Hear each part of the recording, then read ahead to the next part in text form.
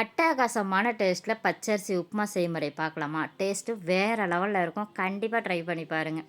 உங்களுக்கு தேவையான அளவுக்கு பச்சரிசி எடுத்துக்கிட்டு 1க்கு 4 தடவை தண்ணி போட்டு கழுவிக்கிட்டு வெயிலில் பச்சரிசியை காய வச்சு நம்ம அரிசியை ரெடி பண்ணி எடுத்துக்கலாம். அம்மா காலத்துலேயும் பாட்டி காலத்துலேயுமே இந்த அரிசி உப்புமாலாம் போயிடுச்சுங்க. இப்போ யார் யார் வீட்டிலலாம் அரிசி உப்புமா செய்கிறீங்க அப்படின்னு சொல்லிட்டு எனக்கு கமெண்ட்டில் சொல்லுங்கள்.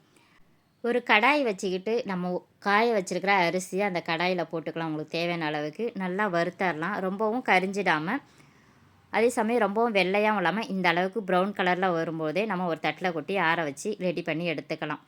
அதே கடாயில் தேவையான அளவுக்கு எண்ணெய் ஊற்றிக்கிட்டு கொஞ்சமாக கடுகு, 1 ஸ்பூனு வெள்ளை உளுந்து, 1 ஸ்பூன் கடலைப்பருப்பு, 1 ஸ்பூனு மிளகு, 1/2 ஸ்பூனு சீரகம், உங்கள் காரத்துக்கு தேவையான அளவு காஞ்ச மிளகாய், 1 கொத்து கருவேப்பிலை, தேவையான அளவுக்கு பெருங்காயத்தூள்.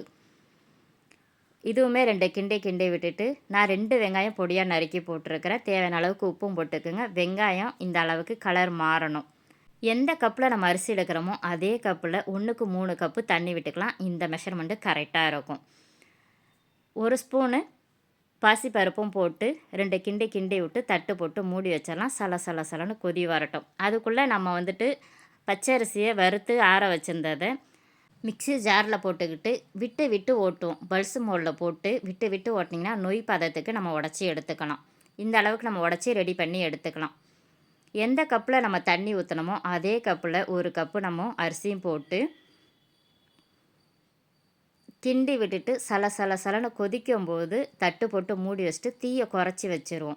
இந்த அரிசி உப்புமா வேகிறதுக்கு கிட்டத்தட்ட ஒரு 10 நிமிஷமாவது ஆகும். அதுக்குள்ளே நம்ம சின்னதாக ஒரு சட்னி பார்த்துடலாமா? டேஸ்ட்டு வேறு லெவலில் இருக்கும். தாளிப்பு கரண்டி வச்சுட்டு கொஞ்சமாக எண்ணெய் விட்டுக்கிட்டு ஒரு துண்டு இஞ்சி தோலெல்லாம் எடுத்துகிட்டு சின்னதாக கட் பண்ணி போட்டுக்கலாம். காரத்துக்கு தேவையான அளவுக்கு பச்சை மிளகாயும் போட்டுக்கலாம்.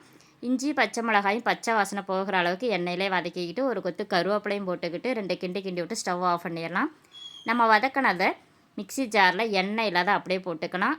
தேங்காய் அதிகமாக போட்டுக்கிட்டு பொட்டுக்கடலை கம்மியாக போட்டுக்கோங்க. தேவையான அளவுக்கு உப்பும் போட்டுக்கிட்டு ஃபஸ்ட்டு தண்ணி ஊற்றாமல் நைஸாக அரைச்சிட்டு அதுக்கப்புறம் கொஞ்சம் தண்ணி கொஞ்சம் ஊற்றி அரைச்சிங்கன்னா சீக்கிரமாக மஞ்சிரும்.